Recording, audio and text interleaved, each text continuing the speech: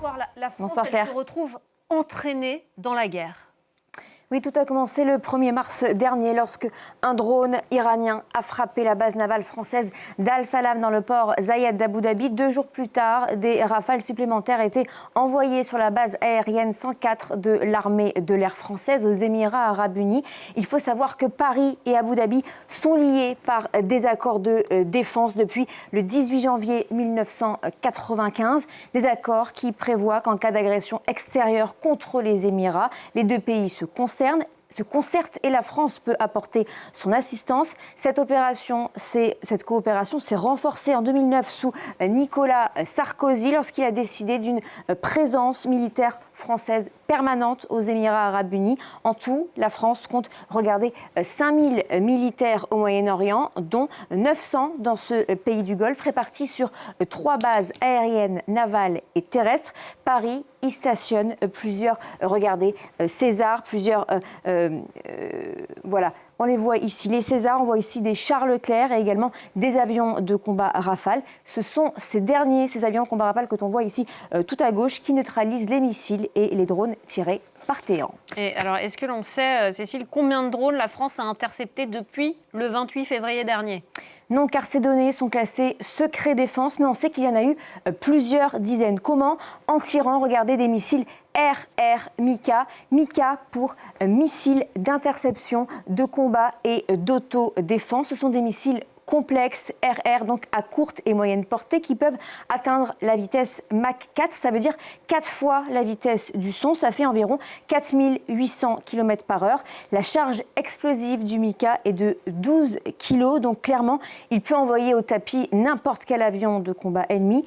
Il se décline en 2 versions, IR pour guidage infrarouge et EM pour guidage radar actif. Ce n'est pas la première fois que des Mika sont tirés en conditions réelles. Dès avril 2024, les rafales de l'opération Chamal, basée sur la base H5 en Jordanie, avaient intercepté des drones iraniens traversant l'espace aérien jordanien en route vers Israël. Et le problème, c'est que le stock de missiles Mika a déjà sérieusement fondu.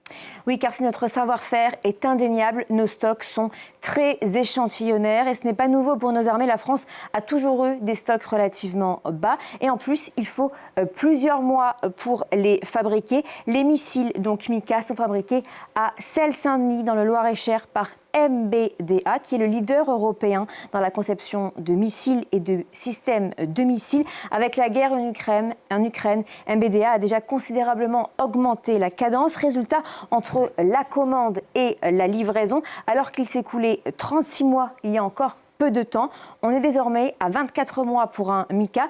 Ce sont aussi des équipements extrêmement coûteux, alors que, regardez, une munition iranienne Shahed 136 revient à la République islamique à environ 25 000 à 35 000 euros. Les Mika coûtent à la France au minimum 590 000 euros et ça peut monter jusqu'à 1,5 million.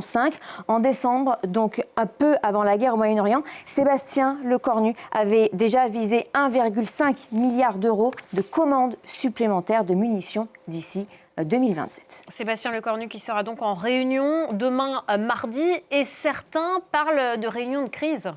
Oui, pourtant Matignon précise qu'il s'agit d'un rendez-vous prévu de longue date, bien avant le conflit déclenché le 28 février dernier. Sont conviés donc à cette réunion plusieurs ministres, dont Catherine Vautrin, qui est donc aux armées. Il y a également, David Amiel, qui est lui au compte public, ainsi que le chef d'état-major, Fabien Mandon. Il y a également le délégué général pour l'armement, qui est donc Patrick Pailloux.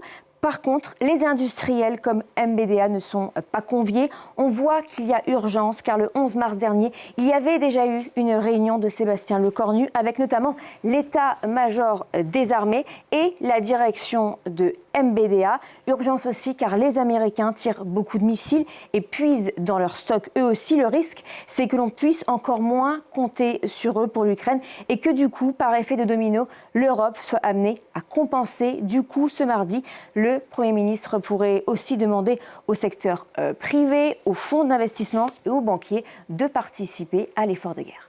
Et on suivra évidemment demain, mardi, cette réunion autour de Sébastien Lecornu. Merci beaucoup, Cécile Galuccio. C'était les clés de l'info.